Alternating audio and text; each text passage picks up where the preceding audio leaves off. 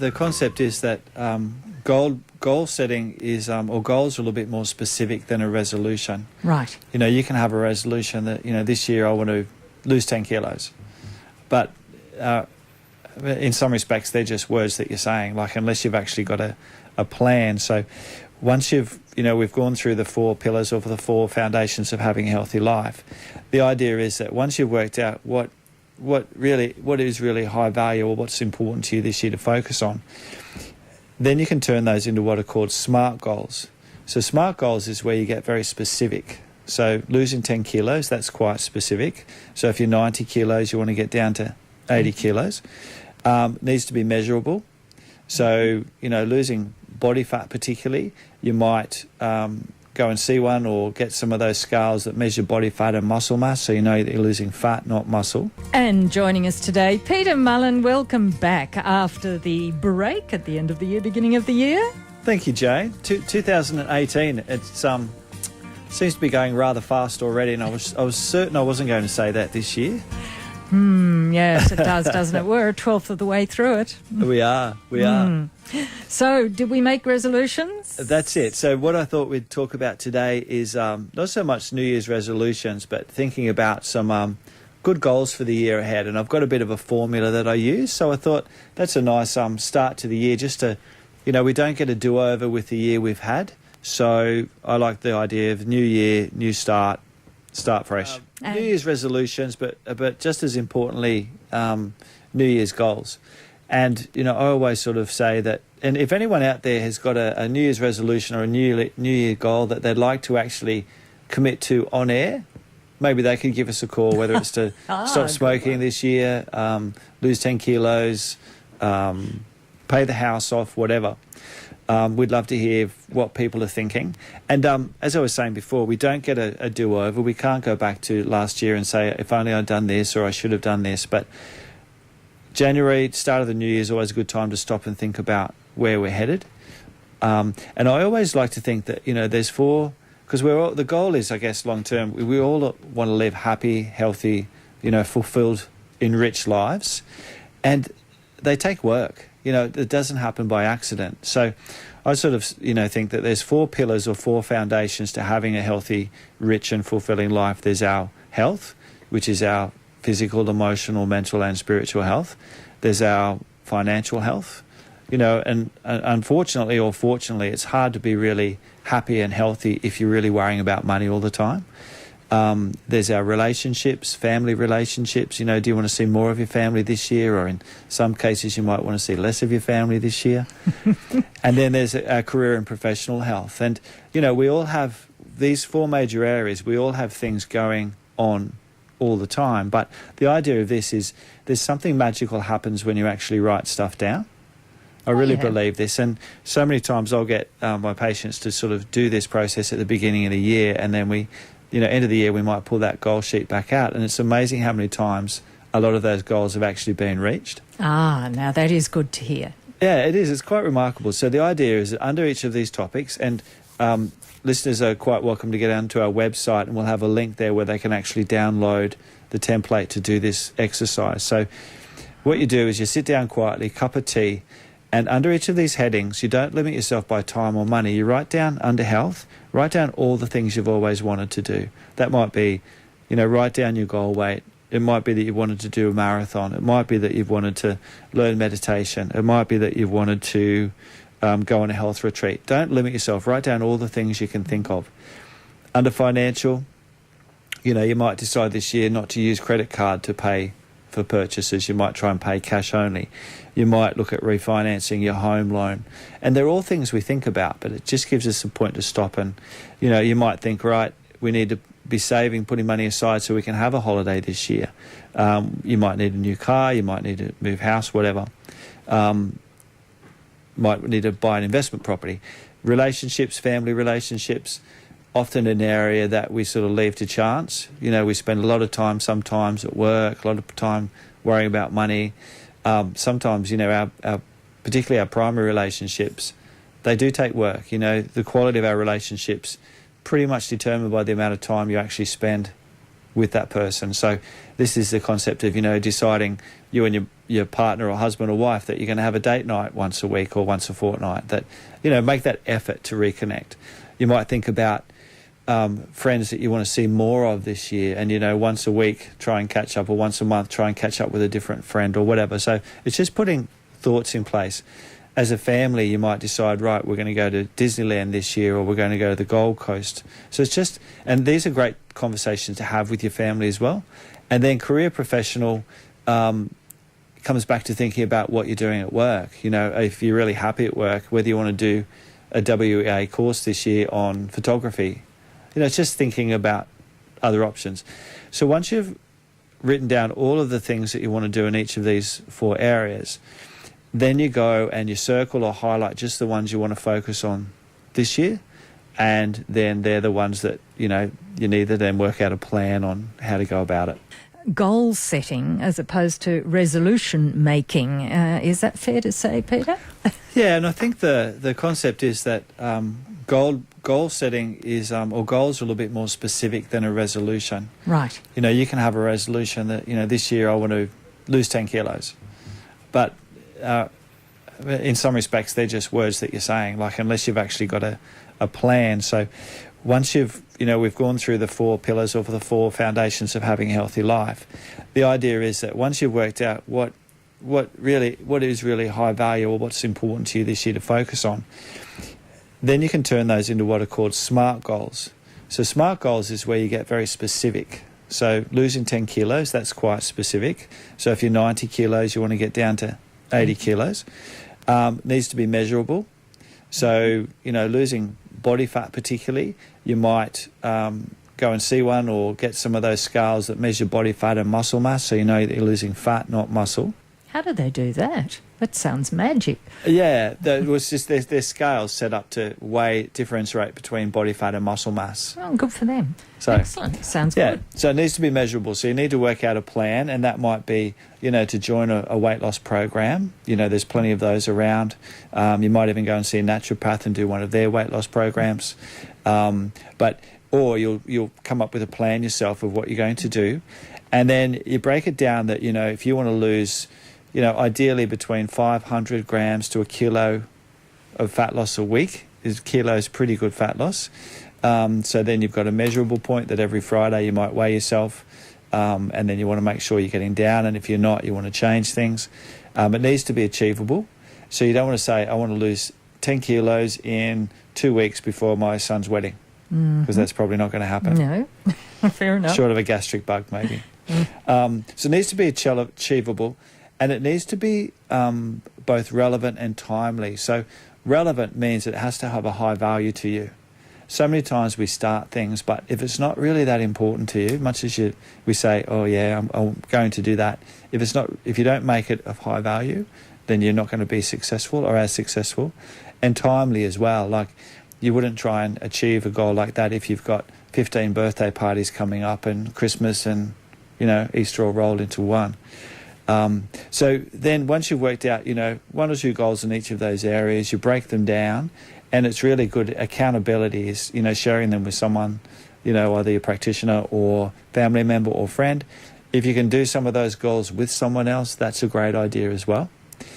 Now, a lot of times when we talk about, and we were talking about this a bit in the break, when we talk about goals, people think, oh, well, it's all a bit materialistic, I want to get a new car, I want to buy a new house, I want to get a new haircut, whatever. But, an awesome goal, like my big push this year is to venture more into the world of mindfulness and, what we can be doing more to, learn meditation, become more mindful. So a goal for someone this year might be to declutter their house. How many times do we hear people have been in the same house for, 5, 10, 30 years, and they've got, probably 3 generations worth of kids have left home, etc. So a good goal this year, and that's going to help in all sorts of ways, is to declutter the house. A good goal might be to do a mindfulness course or a meditation course, or a good goal this year is maybe to focus on, encouraging or doing more positive things, reading a positive book once a month, or reading a biography. So goals, are just as important about materialistic things as self-development type things as well. So, there's no shortage of ideas to come up with. Is it difficult to prioritise these goals that you put under each of your categories? Yeah, well, look, that's a really good question, because what I find is interesting. We all one of the things that makes us all so different, as people, is we all have different values. We have a lot of similar values, but we have different values, and we definitely have different priorities.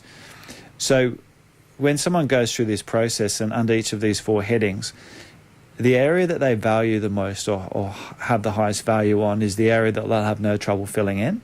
Mm-hmm. So if health and all about you is a high priority, you'll have no trouble writing down, you want to be this weight, you want to be doing this exercise, you want to learn meditation, you want to go to India and sit in a cave and think about your belly button for 12 months. Like, you'll have no trouble writing all about you. But you might find that your financial part of your world is where you're most stressed.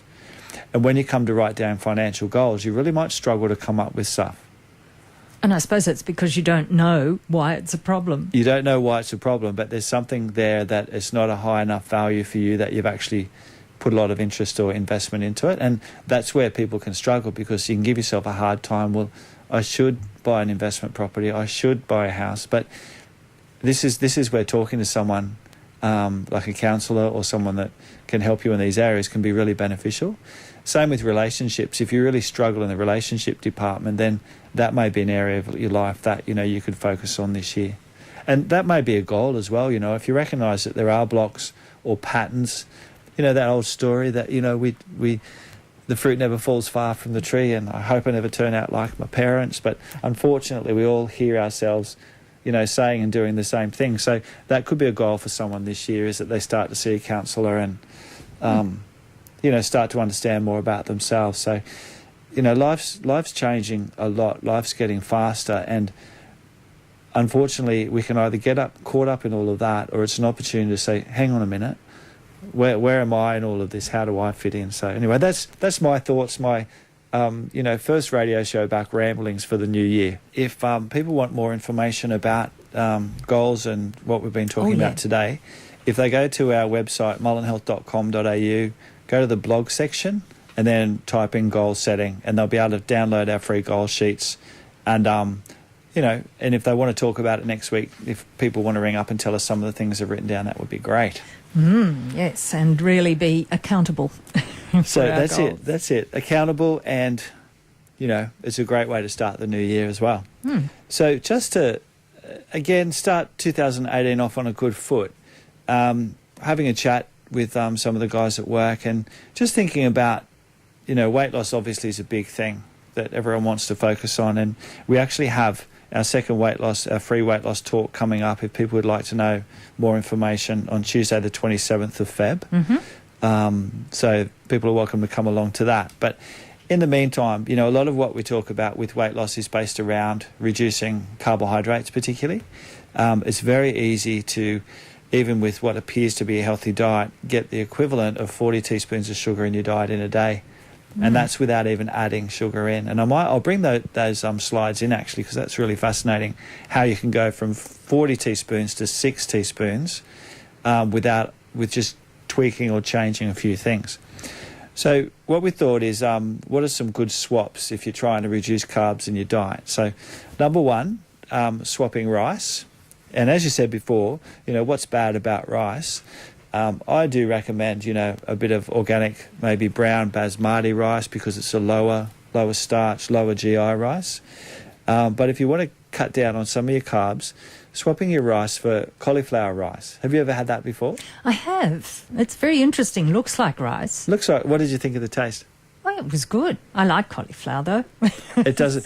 Just while we're talking about cauliflower, my daughter Gabrielle often will cook herself a cauliflower steak. I love how all this new terminology comes out. So basically, cauliflower, you cut like a thick slice of cauliflower right through. So it looks like a flat tree.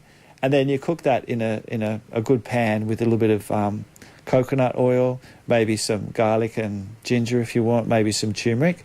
And that's your steak. And then you have your 2 poached eggs on top of that.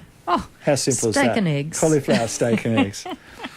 The second swap, and this is one of my favourites, is swapping noodles or pasta for zucchini spirals.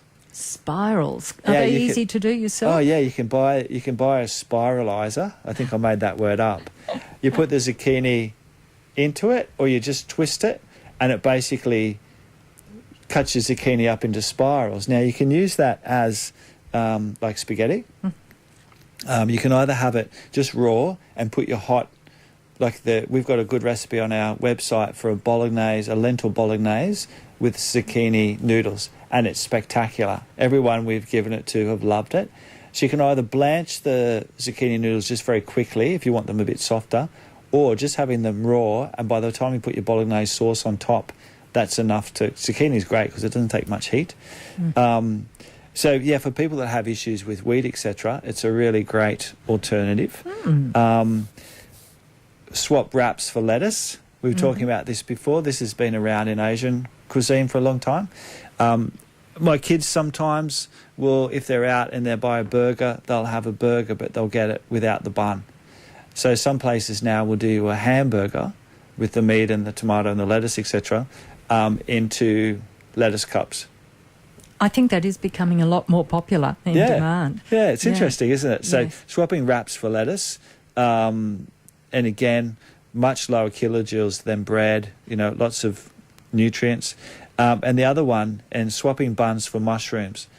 We were somewhere in Sydney a while back, and they did a burger where they used the cup from 2 field mushrooms as the bun. 'Cause you can get mushrooms in such different sizes now. Yeah. Big mushroom be really good for that. Yeah, and even if it's too mushroomy for you, taking the top mushroom off, so you've got a big field mushroom filled with your fillings, to eat that with a knife and fork. So again, just some alternatives. Thinking one of my biggest tips for people to try and drop a couple of kilos, even without changing too many things, is to try and cut out or reduce bread as much as possible, because bread does release quite a bit of sugar into your bloodstream, and as I said, you'll always burn sugar first before you burn your fat. So yeah, just 4 healthy swaps there, but all of that information again will be in a blog on our website if people want to look at those healthy swaps. Now, you've got a talk coming up.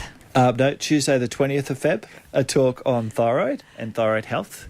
We've got 27th of Feb, we've got our second weight loss talk for the year, and I think we had 100 people come to the first one, so it was a really great turnout. And the information nights, there's people, you can leave the nights with a whole heap of information to go home and make changes straight away. And in March, always in March, once the kids get back to school, we do our really popular kids health talk, and that's another one of my favourites because very passionate about kids health and why it's changing, etc. So that will be on in March. Excellent, and we'll catch up with everything that's happening as the weeks go on. What are you going to talk about next week, Peter? Well, next week I thought we'd talk about acne. Okay.